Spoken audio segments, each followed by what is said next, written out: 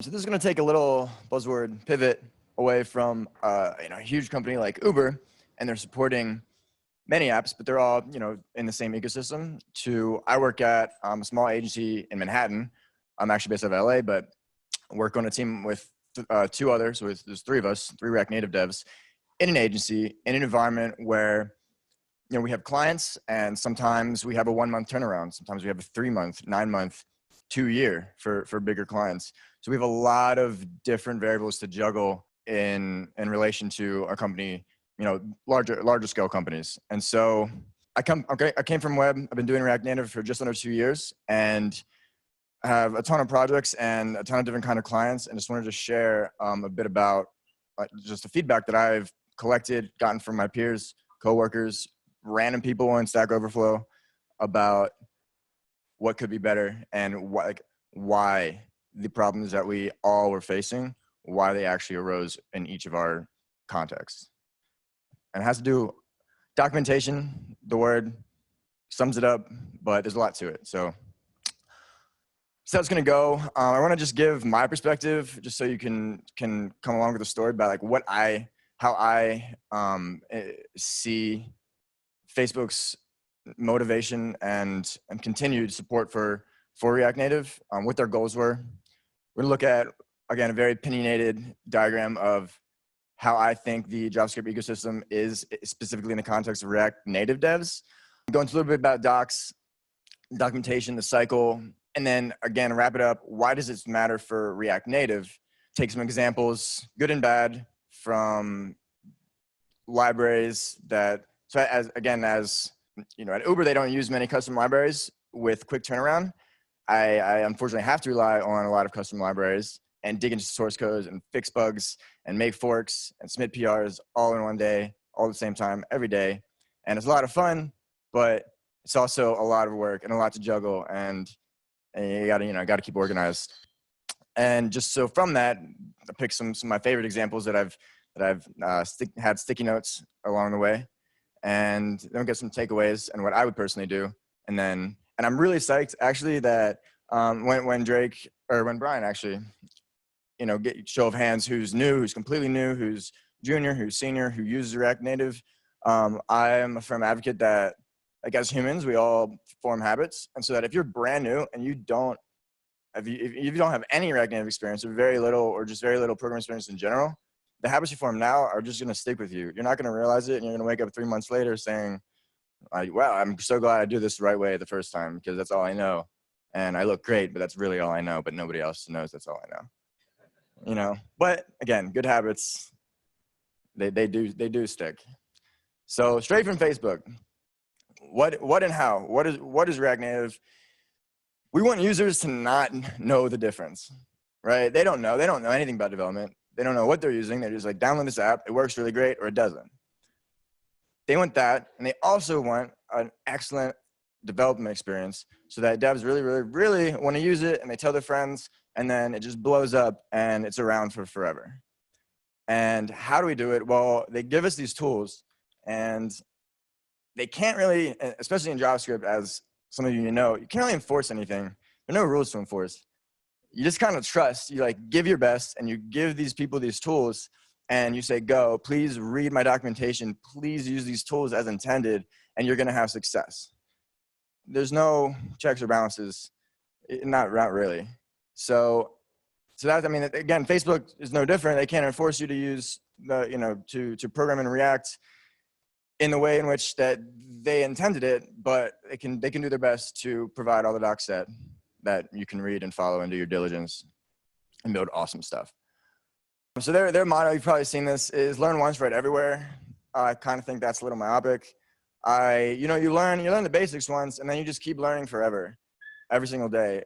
No matter if you're at a huge company, small company, your own, you just learn continuously every single day on the job, and inevitably you're picking up good and bad habits from reading other people's code, other examples, doing peer reviews, getting your own code peer reviewed. And so it's no different in React Native. And it's so brand new, and it's often omitted, this step of reviewing, because we just want to go and build because it's super quick. And it's really fun, and it's very stimulating because you get to see things so quickly. So here's a completely fabricated chart that I came up with that half-heartedly resembles a normal distribution that is probably not as skewed right as I intended. But basically, all JS devs know between nothing and everything. And everybody knows a little bit more than nothing, and nobody knows everything. And most of us know between, I don't know, 1/3 between nothing and something, and then halfway between something and everything. So nobody's really, nobody's an expert, and this is how we have to deal with. And this is the ecosystem in which we live every day. And we're searching and filtering through our own, informational queries to like figure it out, whatever it is. So that's my personal, that's what I think, based on all this reading, based on having done web dev and switched to React Native, in the context of React Native, these are the people.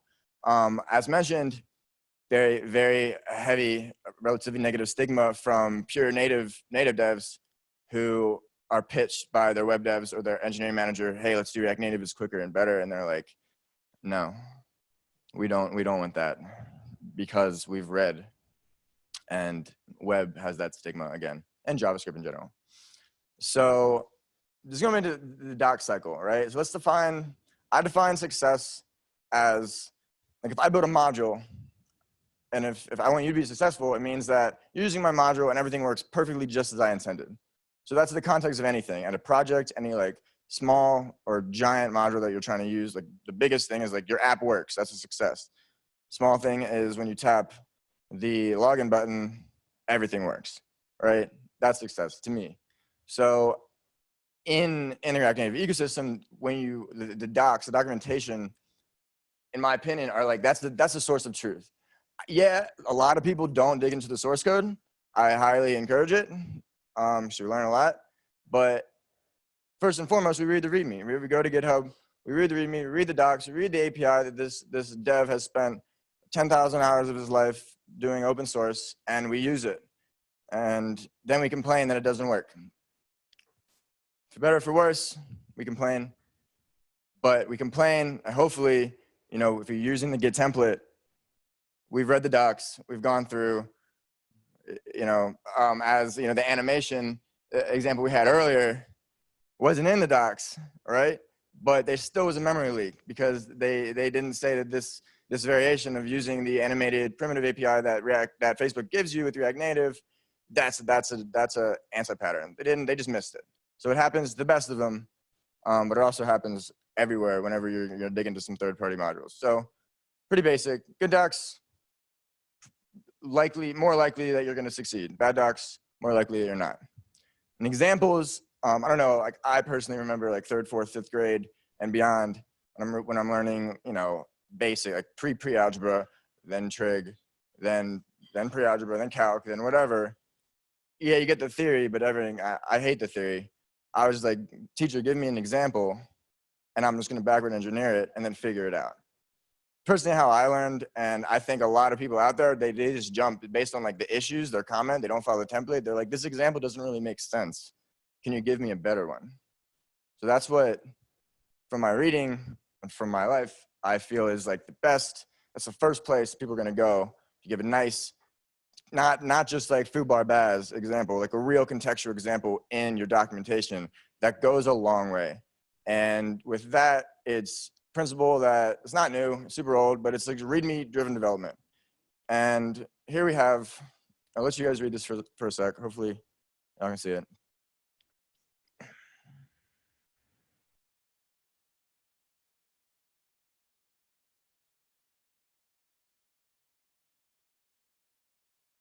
So this is pretty much, if you're talking to a 3rd grader, it would say brainstorm. Brainstorm everything that you're trying to do, no matter the scale of your module or whatever you're working on. Just like write it out, write the docs out, do a draft, just like you're writing a paper or anything else that you've done. Keep writing.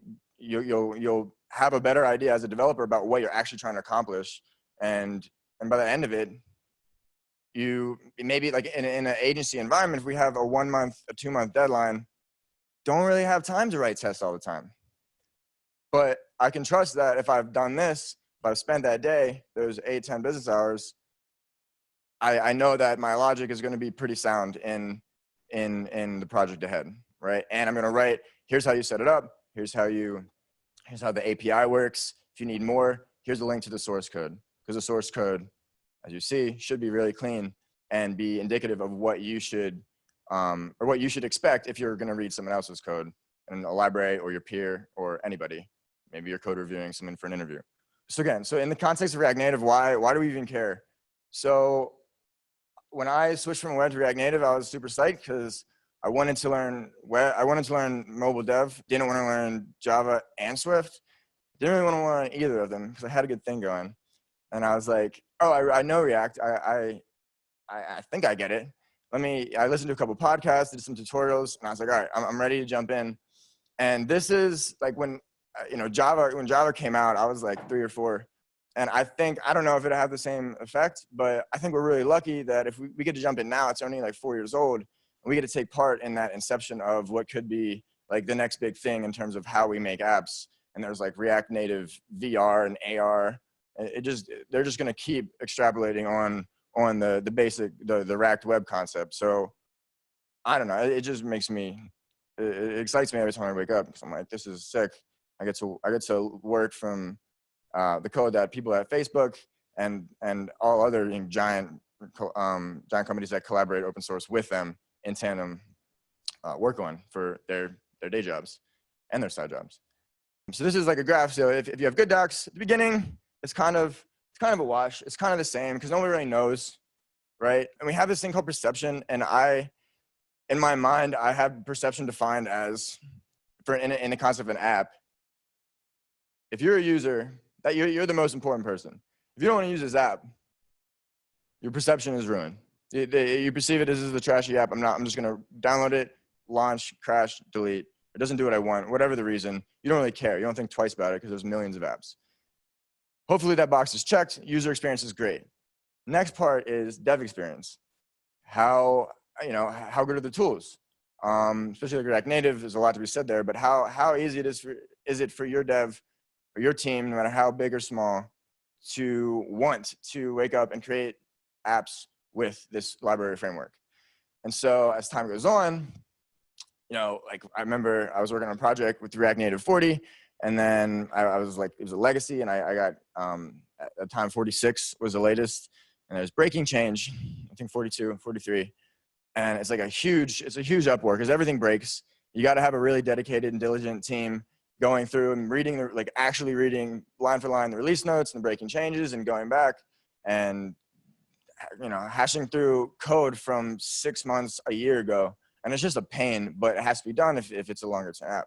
And so, but if there's good docs about it, which Facebook, generally speaking, has excellent notes and docs, then you have the nice green line, which is probably a little bit of a hyperbole, and everything is excellent. Otherwise, it just goes downhill, and you might be like PhoneGap, which was supposed to be the next big thing for hybrid mobile native development, but kind of just fell off for a myriad of reasons. So consider this, and this has happened to me. This not this exactly, but pretty much. You have a client. You're like, I found you guys. You're excellent. You're awesome. I need this app. It has a hard deadline of 3 months. Need it in 3 months. First of December or whatever. As a human, I'm not perfect, but this app needs to be spotless and it needs to work excellent, perfect for React Native. Perfect for iOS and Android. And we need to be able to build because my startup is the best idea ever, and it's going to be around for like 50 years.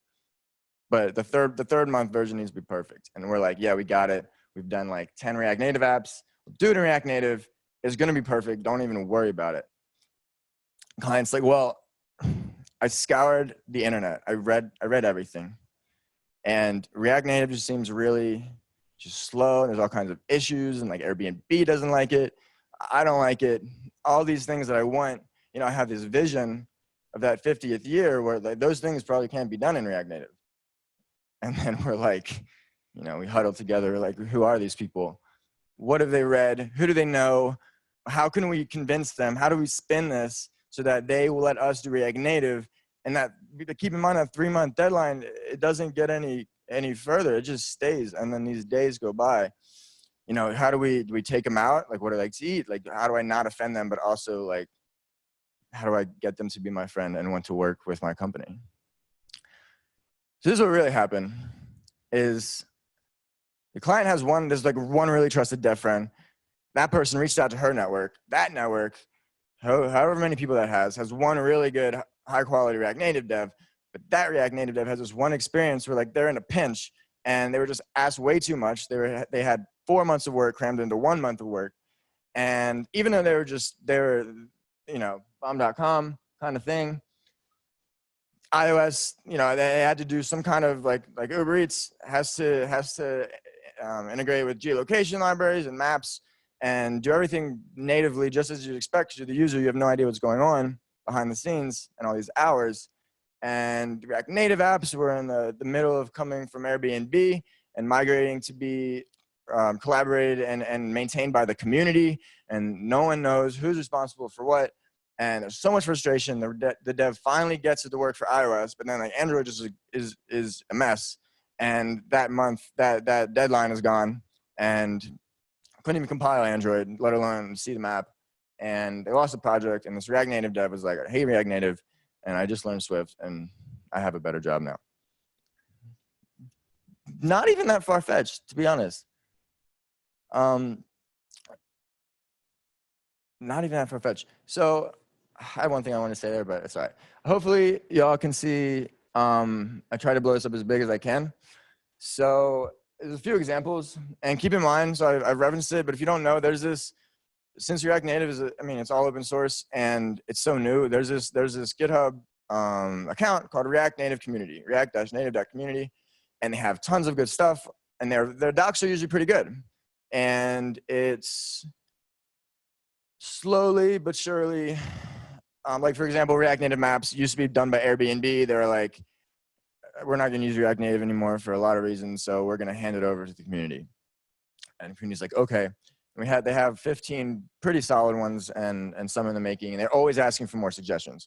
So right off the bat, as humans, we have like this psychological trigger that's like, oh, React Native community and all these stars, and it must be awesome. I need this right now. I need to have a camera tomorrow because of the selfies, and I need to use this library, and it seems very popular. So here's just a snippet of, this is part of their example. It's in their render method. And I personally, I mean, it has its flaws, but it's great in my opinion, in terms of what to exhibit to the readers. Again, you don't know who's reading this, and not just how to use it, but it goes above and beyond. It's like, here's a good way to structure the nomenclature of your code, and how, you know, they don't say explicitly, and comments would be nice, but that's a little overkill. But just, again, using, abstracting no matter how small something to a method on the class. It's not verbose in terms of how it's named, but like you can read this, even if you don't know code that well. I think you can read it and say like, oh, like I know. All right, if something mounts and there's an error, that's gonna be handled by this method that handles that. It's not done in line. It's just all nice and neat and packaged. And it's not rocket science to like organize things well, but in aggregate, it prevents the need for rocket science to go back and reformat all this strung together code. So this is a good example for the reasons listed. Here is something very similar, but very different. It's a library called React Native Swiper that I personally just have utter disdain for. And it's annoying because the first thing is that they prefix this library name with React Native to think that it's done by the community, but it's not done by the community, and it has more stars. So again, as humans, we're like, the camera worked well, all the selfies were taken, this one has to be great. I need to swipe things in my app. There's a way to do it natively, but there's all these extra features. This has to be good. So here's the render method. I couldn't even fit it onto a decent amount of slides because it was so long. I had to cut out all this stuff. But they basically, they're assigning these variables in render to props and state, which like doesn't need to be done. They had all these other destructuring nonsense, and then they started to build this pages array, which a page is like every time you swipe on something, that's like a page. So it could be the full screen, it could be half the screen or whatever, but anytime you see that dot, that's like what they call a page.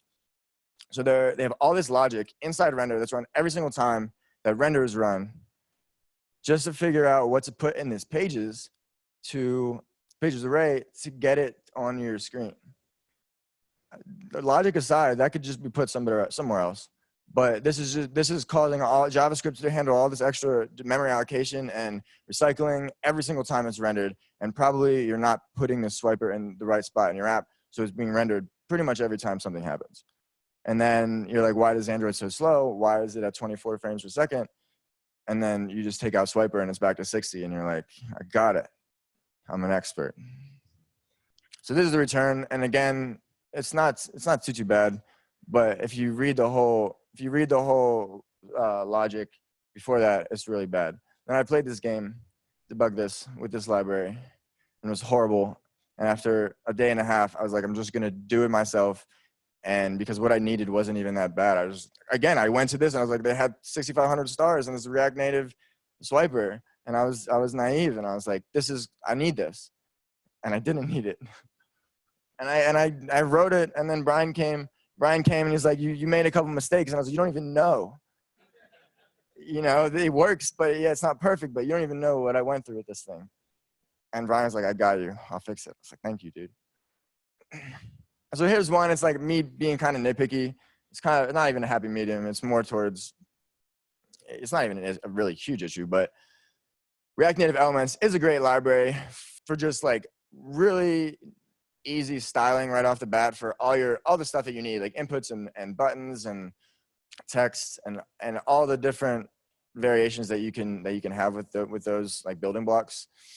And so they have a nice GitHub page with their docs, and they have a form input, and inside they have a ref. And so like when React, you're accessing the element on the DOM. In React Native, you're accessing the native element that's eventually rendered. They have this ref, and it's saying, all right, the ref implicitly, it accepts a function, and implicitly it gets called input, which is, it could be like native input that I'm referencing, but for lack of space, input, and then they have this.input equals input. And above this, there's no context here, so you're like, all right, what is this.input? They kind of explain it, but so like whenever this is like, it's almost comical every day.